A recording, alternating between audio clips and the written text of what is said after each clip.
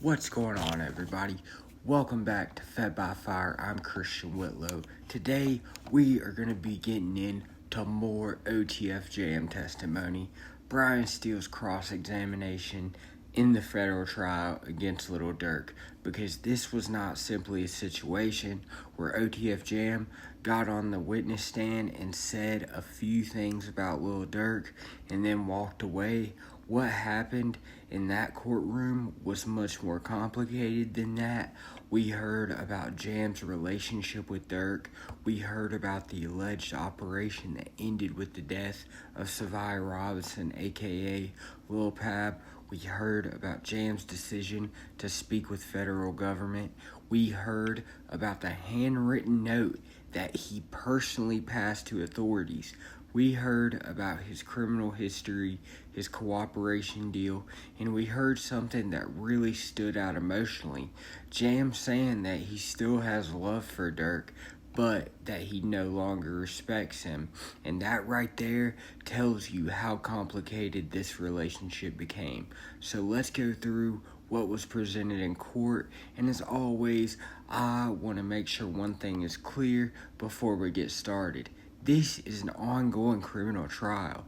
Lil Durk has pleaded not guilty, and the government's allegations and witness testimony are not the same thing as proven facts. The jury ultimately has to decide what evidence they believe and what the government has met its burden of proof beyond a reasonable doubt. That's the bottom line.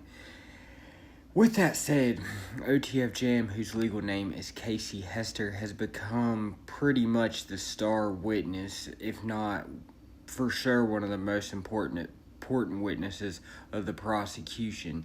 And he's been indefinitely one of the most important ones that's been put on the stand by far, and the reason is simple.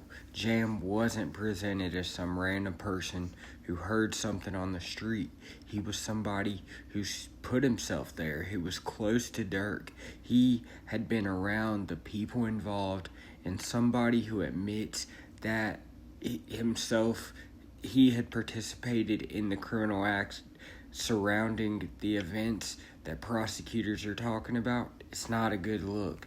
That makes his testimony potentially very powerful for the government, but it also gives the defense a lot of material to attack, and Brian Steele came ready to do exactly that today.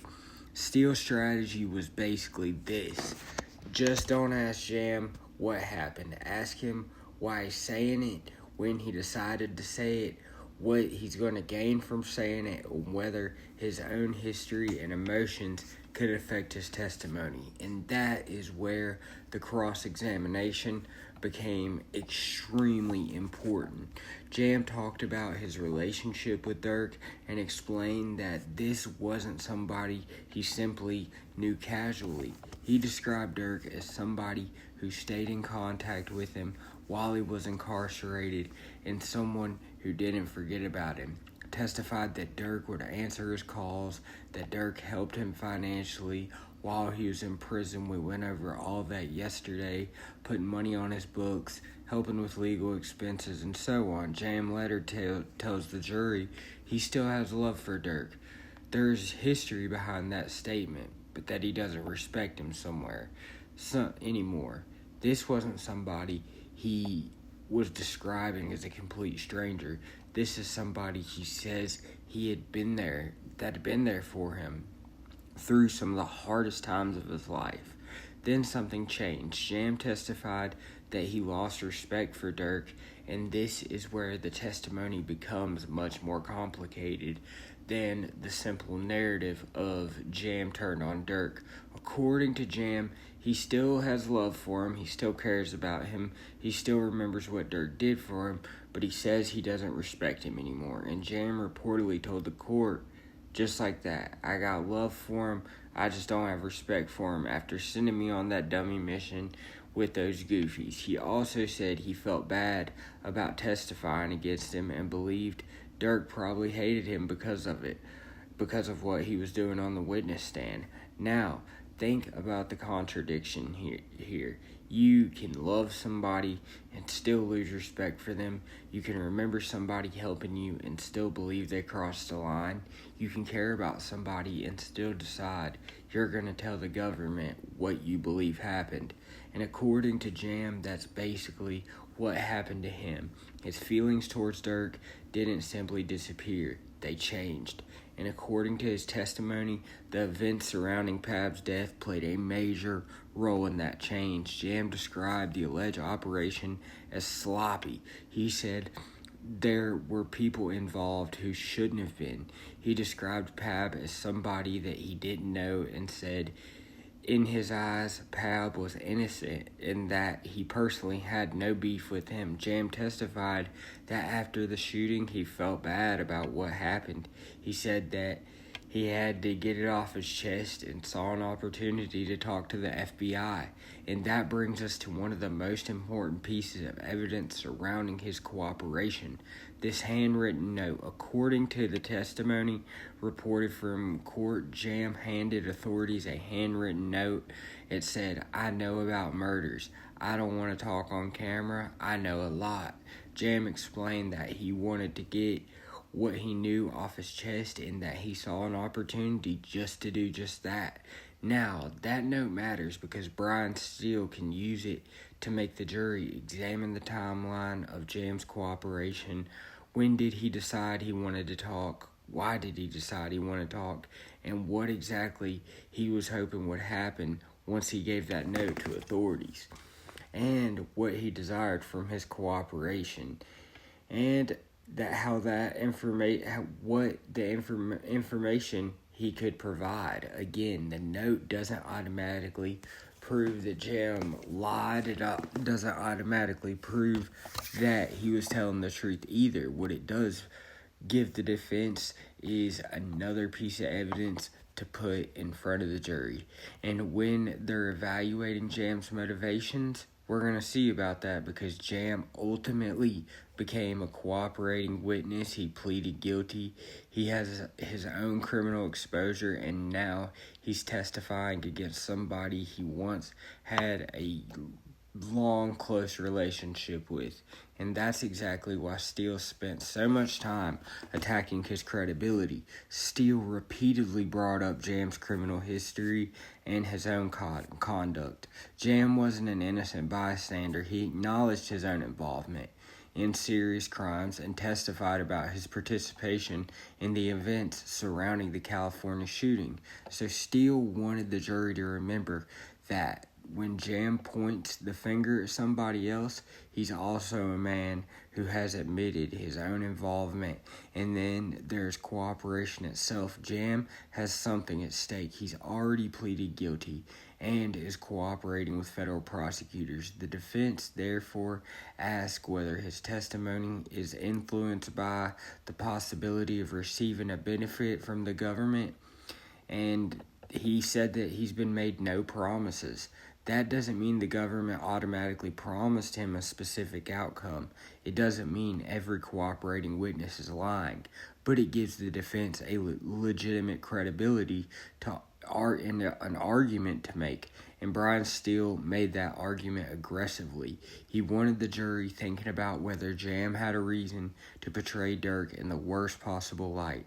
Steele also went after the sheer number of times investigators interviewed Jam. According to the courtroom reporting, Jam was interviewed approximately 30 times, but only 3 of those interviews were recorded.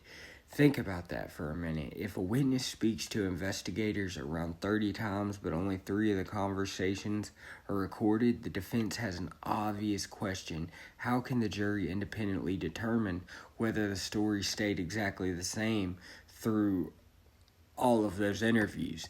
If the details changed, when did they change? If new information appeared, when did it appear, and where did it come from? Investigators remembered conversations that weren't recorded. How can the defense test those recollections? That's the kind of issue Steele was trying to put in front of the jury, because cross-examination isn't necessarily about proving that the witness is lying about everything.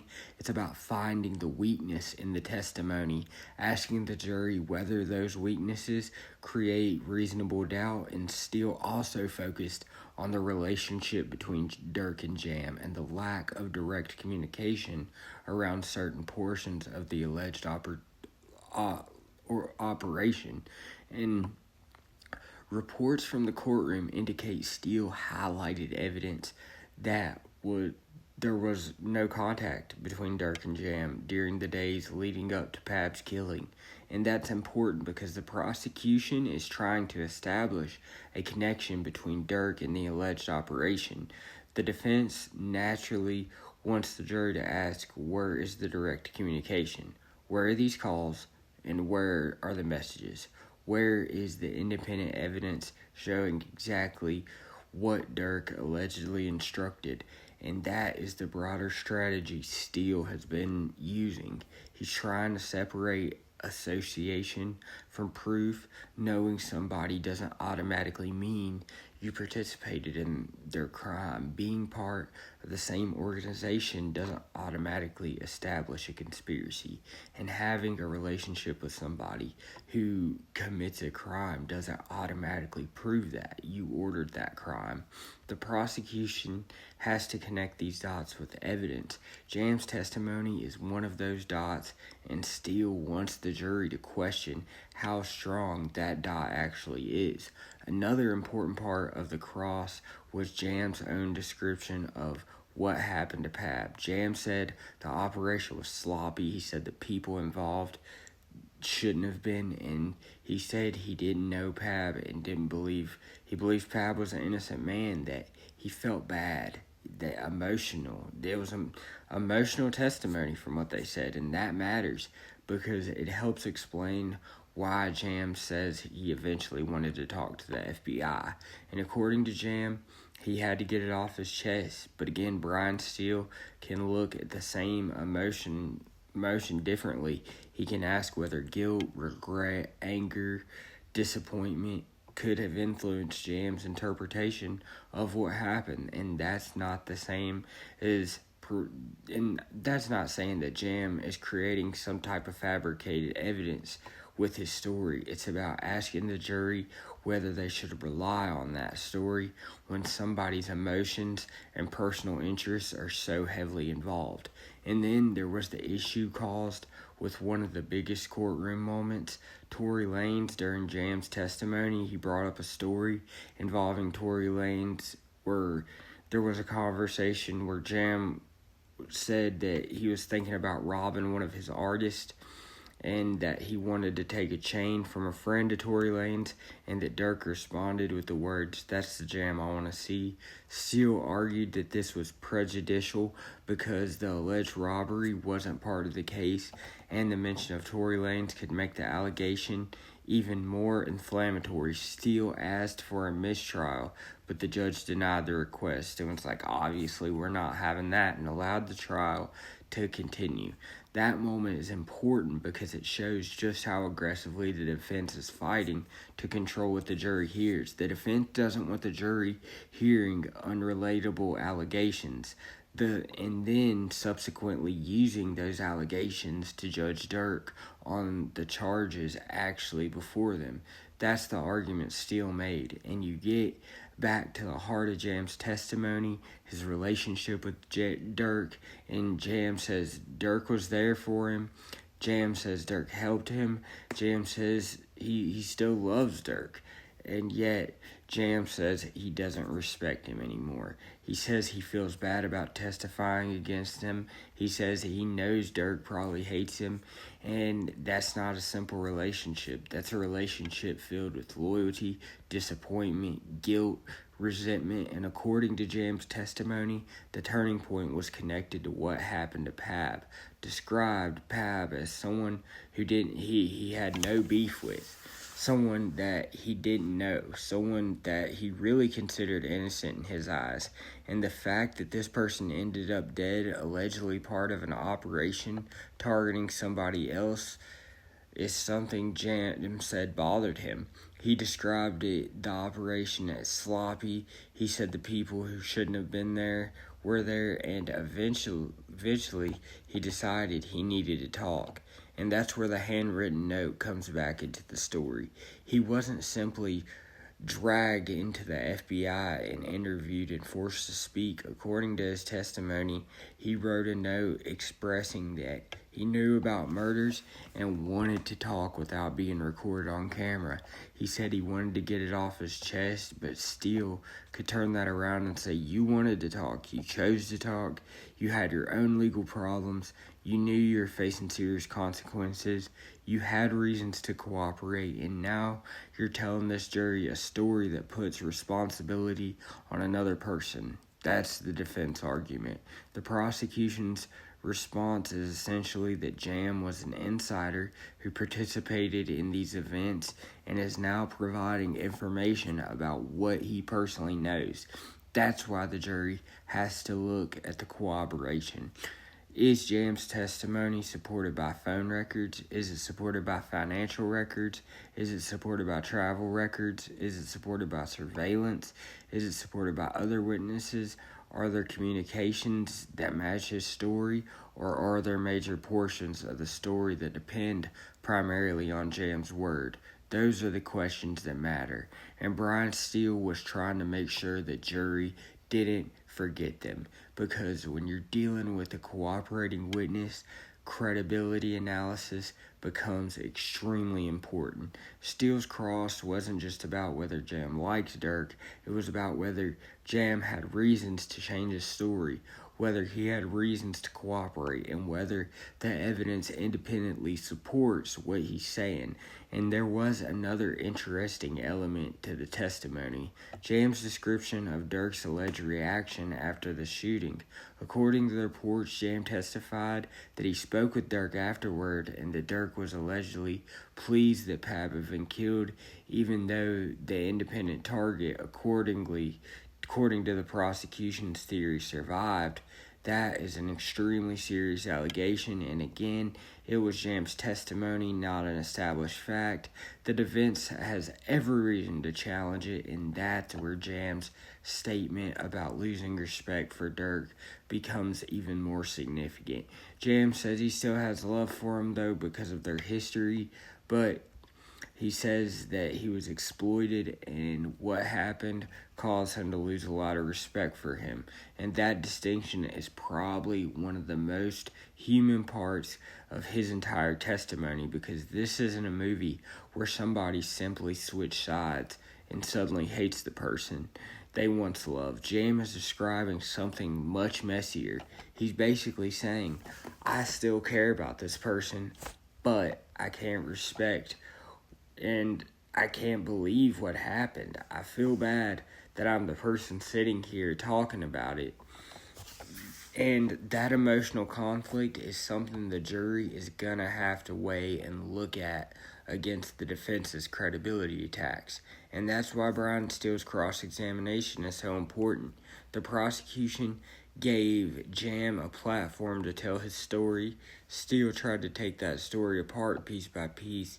He attacked Jam's criminal history, he questioned his motives, he challenged the circumstances surrounding the cooperation, he highlighted the number of interviews, he raised the issue of recordings, he focused on the lack of certain communications, he challenged the reliability of Jam's recollections, and he brought up the unrelated Tory Lane story and asked for a mistrial. And through all of it, he kept returning to the same fundamental question: why should this jury believe this witness beyond reasonable doubt? That's really what the defense is trying to establish. Not necessarily that every single word Jam says is false, but that there are enough questions surrounding his testimony and that the jury should be cautious about relying on it to convict. And that's much more powerful legal strategy than simply standing up there and saying he's a liar. Because if you can show the jury a witness has incentive to cooperate, it complicates a complicated criminal history, interviews, emotional reasons for changing relationships, and gaps or inconsistencies in evidence.